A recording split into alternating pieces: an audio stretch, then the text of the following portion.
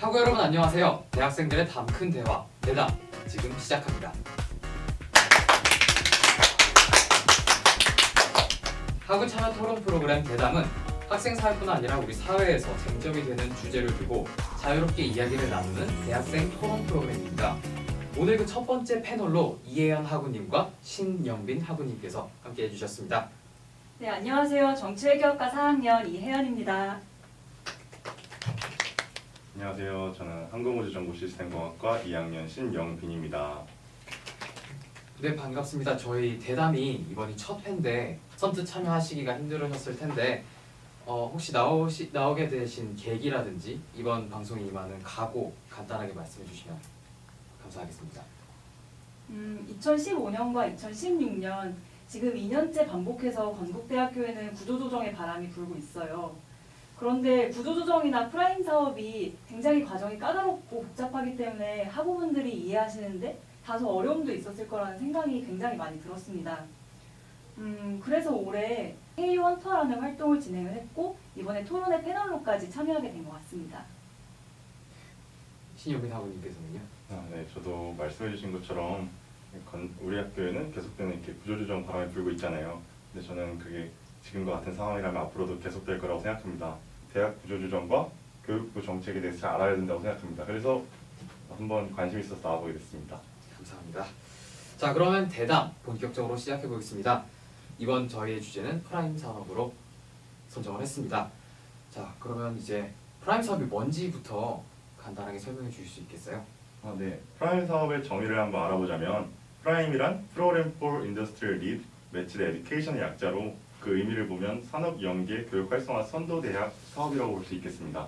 제가 조금 더 덧붙여서 이야기를 하면 교육부는 작년 말 2012억 원을 예산으로 두고 프라임 사업을 추진하기 시작을 했는데요. 올해 2018년까지 기한을 두고 사회 변화와 사회 수요에 맞는 대학이 자발적이고 질적인 구조개혁을 지원하는 것이 사업의 목적이라고 할 수 있습니다. 그래서 작년 12월 고용부가 발표한 전망에 따르면 향후 분야별 인력 미스매치가 더욱 심화될 것이라고 계속 이야기를 하고 있는데요. 교육부는 이를 방치할 경우 이제 청년 실업이 더욱 심화될 것이 우려돼서 프라임이라는 새로운 사업을 시도했다고 보시면 되겠습니다. 정부가 프라임 사업에서 가장 강조하는 바는 앞서 말씀해 주신 것처럼 대학의 자율적 조정과 개편인데요. 정부의 지원 아래 대학이 미래사회 수요를 반영한 정원 조정과 학사구조 개편을 진행하고 이를 통해 학생들이 전공 능력과 함께 진로 역량을 이렇게 강화하도록 유도하자는 거예요. 그렇다면 이 프라임 사업이 대학 구조 조정이라고 볼 수 있는 건데 이런 대학 구조 조정을 사회에서 요구하는 배경은 어떤 건가요? 우리나라 같은 경우는 김영삼 정부 때 교육개혁위원회를 대통령 자문기구로 발족해서 21세기의 신교육 체제를 꿈꾸는 교육개혁을 도모했는데 그 정책 중에 하나가 대학의 다양화와 특성화를 위한 대학 설립 준칙주의와 정원 자율화예요. 이 시기에 다수 대학이 생겼는데 비교적 기반 시설을 갖추기 쉬운 인문사회대학이 공과에 비해 크게 늘었죠. 앞으로의 구조조정은 굳이 일자리 수요 맞춤 방식이 아니더라도 학생들의 요구에 맞게 유동적으로 이루어져야 할 것 같아요. 학력 인구가 크게 감소하는 추세도 대학의 구조조정의 불가피함을 보여주는 일면이지 않을까 생각하고요. 네, 저도 영빈 씨 말이 맞다고 생각을 합니다. 이제 김영삼 정부 때부터 시작된 고등교육 개혁안이 사실상 고등교육을 시장화하는 정책의 골자라고 볼 수 있는데요. 그렇기 때문에 여기에는 근본적인 문제들이 다수 포함이 되어 있습니다. 우선 첫 번째로는 고등교육 개혁안이 대학 설립과 운영 규제 완화를 포함하고 있는데요.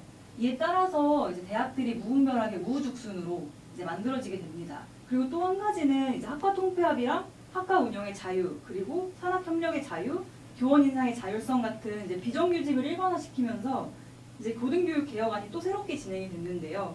이런 조치들이 시행되면서 대학이 점차 교육의 기능이나 학문 연구의 기능보다는 취업을 기준으로 하는 학과 통폐합, 그리고 교양 수업 개설, 각종 대학 부설 사업 확대를 더 우선시하게 되게 바뀌게 됩니다. 이제 90년대 대두된 이러한 대학 사회의 문제들이 이제 그 당시 정부의 고등교육 정책의 실패에 기인했다라고 볼 수 있을 것 같습니다. 단순히 그냥 취업난을 해결하기 위한 정책으로 생각을 했었는데 생각보다 좀 깊네요, 배경이. 네, 그렇죠. 굉장히 옛날이에요. 네, 그러니까요. 어쨌거나 프라임 사업이 지금 추진 중에 있어요. 근데 교육부가 어떤 식으로 지금 진행하고 있는지에 대해서 말씀해 주시기 바랍니다. 네, 우선 현재 교육부는 다양한 선도 모델을 창출하고 그리고 학생 중심의 교육개혁 성과가 확산되도록 한다라는 목적하에 이제 사업 유형을 크게 두 가지로 구분을 하고 있어요.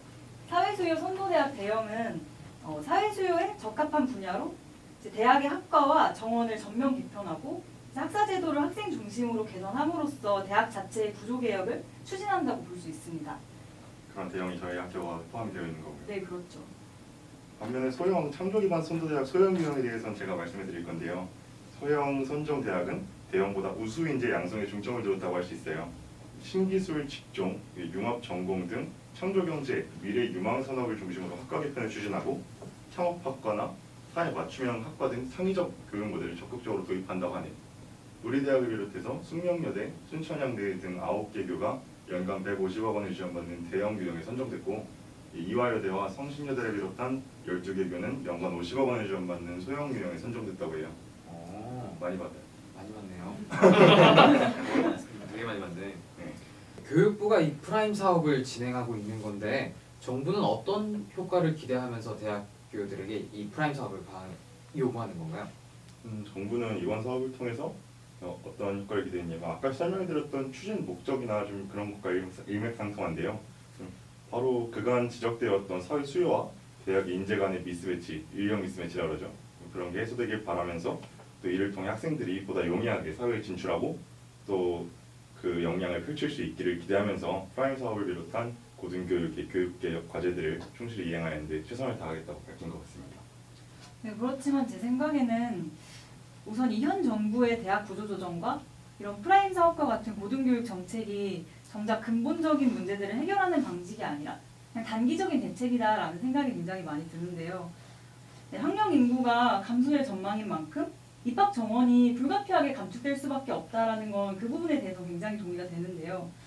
그렇지만 하루가 다르게 변화하는 시장 속에서 어떻게 취업이 잘 될 학과를 예측하겠다는 건 참 이해가 되지 않습니다. 지금 인기 많은 그런 학문도 나중에 다시 안 좋아질 수 있다 이런 얘기를 하고 싶으신 건가요? 그렇죠. 예측할 수 없는 거죠. 할 수 없는. 지금의 공대도 언젠가는 또 아유, 그렇지 않고요. 경영학과가 이렇게 조금 추그러들듯이 그런 거 아니지만 경영학과신 저 경영학 정말 멋있는 학문이라고 생각합니다. 감사합니다. 사회 변화는 어떻게 될지 모르니까요. 네, 지금까지 프라임 사업에 대해서 개괄적인 설명을 해주셨는데요. 잠시 앞에서 다룬 내용들 정리하는 시간 가지고 다음 주제로 넘어가겠습니다.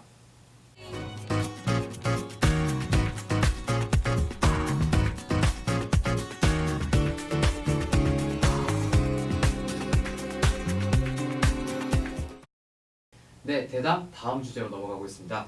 우리 대학이 프라임 사업에서 대형 부분에 선정이 되었는데요. 이로 인해 많은 변화가 생길 예정이라고 하죠. 네, 이번 학기부터 이미 변화가 많이 시작됐다고 할 수 있습니다. 아마 학우분들이 가장 궁금해하실 부분이 바로 학사구조 개편이 어떻게 이루어질지에 대한 것일 텐데요. 일단 우리 대학은 생명과학과 정보통신기술간의 융합을 통해 KU 융합과학기술원을 설립하고 시스템 생명공학과 화장품공학과를 비롯한 8개 학과를 신설할 예정이라고 합니다. 역시 공학과가 좀 많이 생기는 경향을 보이네요. 네, 그리고 동물생명과학대학, 생명환경과학대학, 생명특성화대학 등 3개의 단과대학에 독립적으로 존속해오던 생명과학, 그리고 축산, 농업, 산림, 바이오 산업 분야 학과가 통합돼서 바이오 중심의 융복합 단일 단과대학인 상호생명과학대학을 설립한다고 합니다. 네, 그리고 마지막으로 정보통신대학이 소프트웨어 융합대학으로 명칭이 변경되고 학과 개편이 진행되면서 단과대학별로 산재되어 있던 공학계열 학과들도 공과대학으로 이전할 예정이라고 합니다. 그럼 공대가 전반적으로 몸집이 커지는 양상을 보이는데 몇 명 정도가 더 늘어나나요? 공대에 몇 명 정도가 더 들어가냐고요? 준비해 오셨나요? 네, 제가 내년도 인원을 준비를 해야 하는데 공대 여기 아니라 안 써놨네요. 잠시만요. 몇 명이야 이게? 계산 좀 해도 될까요? 네.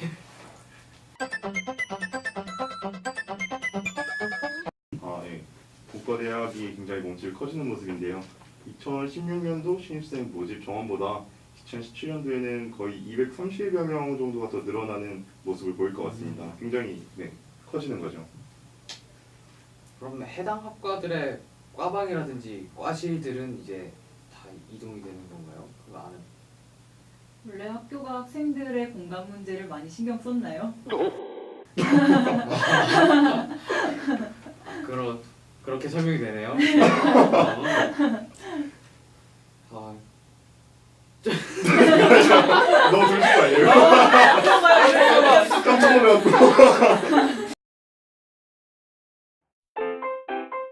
좀 되실 것 같아요. 죄송해요.